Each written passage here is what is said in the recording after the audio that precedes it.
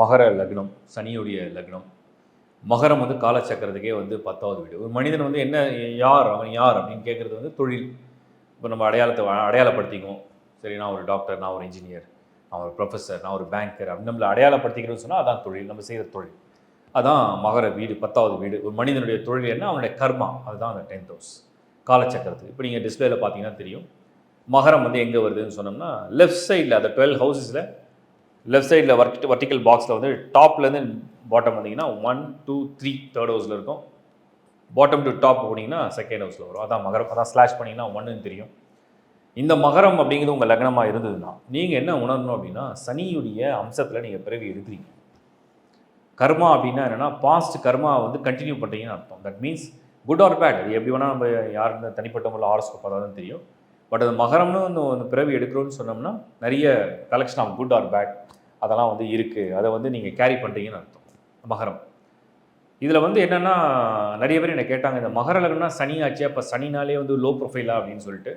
அது அப்படி கிடையாது. சனி வந்து யாரோட சம்மந்தப்படுறாரோ அதுபடி உங்கள் ப்ரொஃபைல் மாறும், உங்களோட ப்ரொஃபஷன் மாறும், உங்களுடைய ரேஞ்ச் இருக்கும். சனி யாரோட தொடர்புடைய எப்படி கண்டுபிடிப்பீங்க? ரொம்ப சிம்பிள். முதல்ல மகர லக்னத்தை பார்த்தீங்கன்னா சனி எங்கே இருக்காருன்னு பாருங்கள்.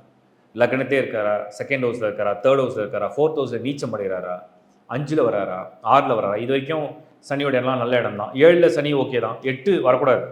சனி வரக்கூடாத இடம் மகர லக்னத்தை பொறுத்த வரைக்கும் 8ஆம் இடத்துல சனி வர்றது அவ்வளோ விசேஷம் இல்லை. 9ல் சனி வரலாம், 10ல் உச்சமடையலாம், 11ல் சனி வரலாம், 12லையும் சனி வராமல் இருந்தால் நல்லது. ஸோ மகர லக்னத்தில் பிறந்து சனி இருக்கக்கூடாத ஒரு 2 இடங்கள் அப்படின்னு பார்த்தோன்னா, ஒன்று 8 சிம்மத்தில், இன்னொன்று 12 தனுரில். இந்த 2 இடத்துல எல்லாம் இது எங்கே இருந்தாலும் பரவாயில்ல, அட்லீஸ்ட் ஒரு ஆவரேஜாவது வேலை செய்யும். எப்படி இந்த ஹாரோஸ்கோப் அனலைஸ் பண்ணணும் அப்படின்னா, ப்ரொஃபஷனல் லைஃப் நல்லா இருக்குமா, நம்மளுடைய பர்சனல் லைஃப் நல்லா இருக்குமா, நம்மளுடைய அறிவு ஆற்றல் எப்படி இருக்கும், நம்ம திறமை எப்படி இருக்கும், முன்னேற்றம் எப்படி இருக்கும்னா, நீங்கள் இந்த சனி வந்து தனியாக இருக்குது அப்படின்னு சொன்னோம்னா அதுக்கு ஸ்கோர் கிடையாது. நீங்கள் வந்து இப்போ நீங்கள் வந்து ஒரு 10 பேரோட மூளை எடுத்துங்க. 10 பேரோட மூளைக்கு வந்து நம்ம சப்போஸ் ஒரு கிளாஸ் ரூமில் ஒரு 10 பேரை நம்ம இன்வைட் பண்ணோம். ஒரு 10 பேரை இன்வைட் பண்ணி ஏதோ ஒரு விஷயத்த சொல்லிக் கொடுக்குறோம். அந்த 10 பேருக்கும் ஒரு விஷயம் வந்து டக்குன்னு புரியுமானா புரியாது. ஒருத்தருக்கு உடனே புரியும், ஒருத்தருக்கு 2வது முறை புரியும், ஒருத்தருக்கு 3வது முறை புரியும், ஒருத்தருக்கு குழப்பமாகவே இருக்கும். ஏன்?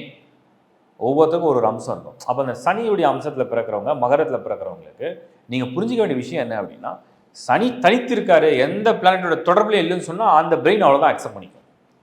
ஒன்று லக்னத்தில் வந்து புதன் வரணும், இல்லை சனி புதன் வீட்டுக்கு போயிடணும், இல்லை புதன் சனி பரிவர்த்தனை பண்ணணும், இல்லை புதனோட தொடர்பில் வரணும், இல்லை சுக்கரனோட தொடர்பில் வரணும்.